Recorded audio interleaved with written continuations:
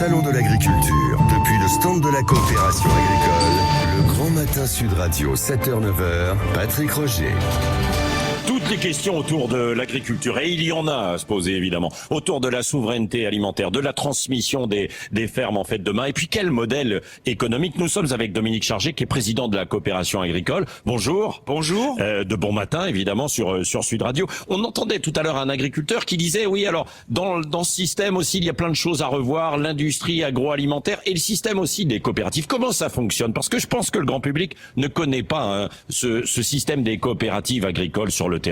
Non, mais il y a effectivement, et je comprenais la question de votre interlocuteur précédent, il y a effectivement deux modèles très différents, celui des coopératives et celui des industries agroalimentaires qui ne sont pas coopératives. Ouais. Une coopérative a la particularité d'une entreprise qui appartient aux agriculteurs, et donc on est dans un mode de fonctionnement et un mode de relation économique qui est différent d'une relation avec une entreprise qui n'est pas coopérative. C'est-à-dire que les coopératives, elles sont gérées par les agriculteurs eux-mêmes, quoi. Absolument. Bien sûr. Elles sont gérées par les agriculteurs, elles décident, ce sont des entreprises des territoires et elles sont au service de l'agriculture, au service des territoires, ce qui n'est pas systématiquement le cas des autres entreprises. Mais quels sont les avantages d'appartenir à une coopérative? Les avantages pour un agriculteur, c'est qu'il décide en fait, il a décidé de mettre son exploitation dans un système qui lui permet d'avoir la transformation de sa production agricole et un débouché sur les marchés de manière collective et d'assurer finalement la pérennité de son exploitation et la rémunération de sa production. Oui, la rémunération qui est décidée par la coopérative. Qui est décidée par le conseil d'administration. Bien sûr, cette rémunération,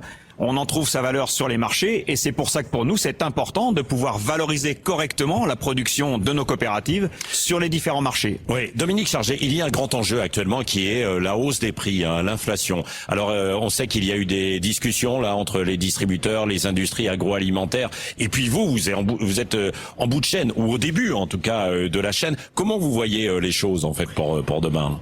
On est dans une période qu'on n'avait pas connue depuis 40 ans. Donc on a eu une augmentation des coûts de production d'abord dans les exploitations agricoles, le prix des engrais, le prix de la nutrition animale, enfin un peu tous les intrants de production. Ça a entraîné mécaniquement une augmentation des coûts de la production agricole. Et puis on a eu dans nos entreprises aussi la transformation, l'augmentation de l'énergie, l'augmentation d'un certain nombre d'intrants aussi comme l'emballage. Tout ça fait qu'effectivement la valeur, les coûts de production ont augmenté, donc la valeur de l'alimentation a augmenté. Et est-ce que vous pouvez répercuter? Alors on a eu beaucoup de difficultés parce que depuis le début de la guerre en Ukraine qui a été un grand révélateur, on a eu beaucoup de difficultés.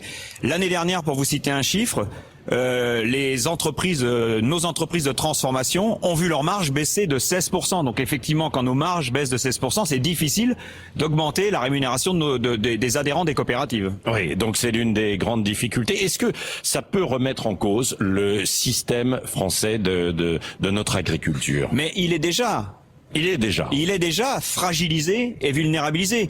C'est-à-dire que on a vu depuis la crise Covid, et ça s'est renforcé avec la guerre en Ukraine, que notre système d'approvisionnement, notre souveraineté alimentaire n'était pas assurée. On s'est aperçu, alors que nous on tire la sonnette d'alarme depuis le début des années 2000, que nous importions 50% de nos poulets, que nous importons 60% de nos légumes, plus de 50% de nos fruits, et que finalement, depuis l'an 2000, la France, qui était une forte nation de production, a régressé. Nous sommes par exemple passés du rang de 2e exportateur au rang de 6e exportateur à l'échelle mondiale. Alors, où est le problème? C'est parce que on produit trop cher en France, ou il y a un problème de concurrence au sein de l'Union européenne et même au sein d'une économie mondialisée? Les problèmes, ils sont effectivement multiples. Il y a les problèmes de ce qu'on appelle les normes, ce qu'on appelle les surtranspositions, c'est-à-dire les règles que l'on s'impose en France, des règles de production sur le bien-être animal, sur notre capacité à pouvoir protéger nos plantes, sur le social, sur le fiscal, et qui sont différentes de nos concurrents européens. Ça veut dire que nous ne pouvons plus produire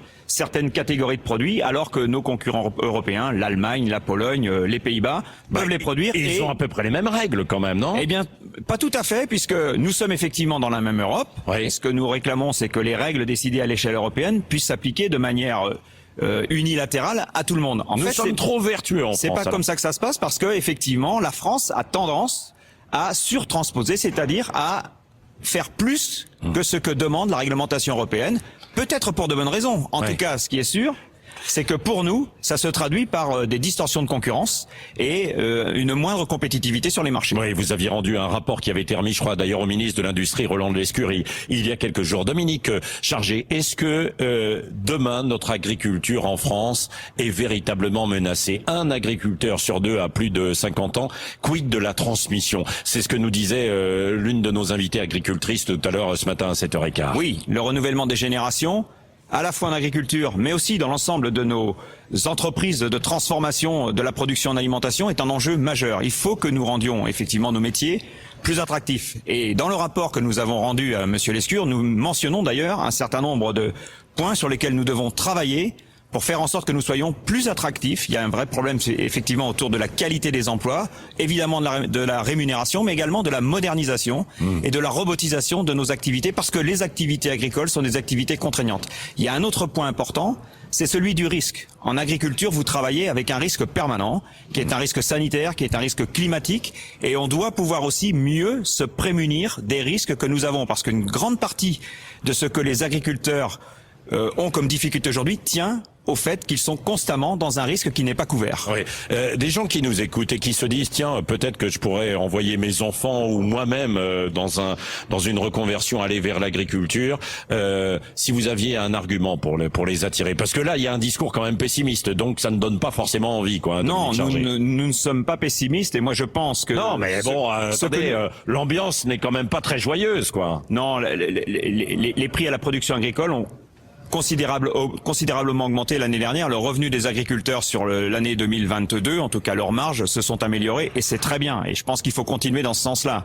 Ce qui pose problème, effectivement, c'est ces règles qui s'imposent spécifiquement à l'agriculture française et qu'il nous faut pouvoir corriger. C'est-à-dire qu'il faut que nous puissions produire dans les mêmes conditions que nos concurrents européens. Ouais, foutez-nous la paix. C'est ce que disait tout à l'heure une agricultrice à 7h15. Alors je dis, il y a trop de, c'est quoi? Il y a trop de contrôle, il y a trop de normes, justement, de contraintes administratives. Je dirais pas foutez-nous la paix, je dirais aidez-nous.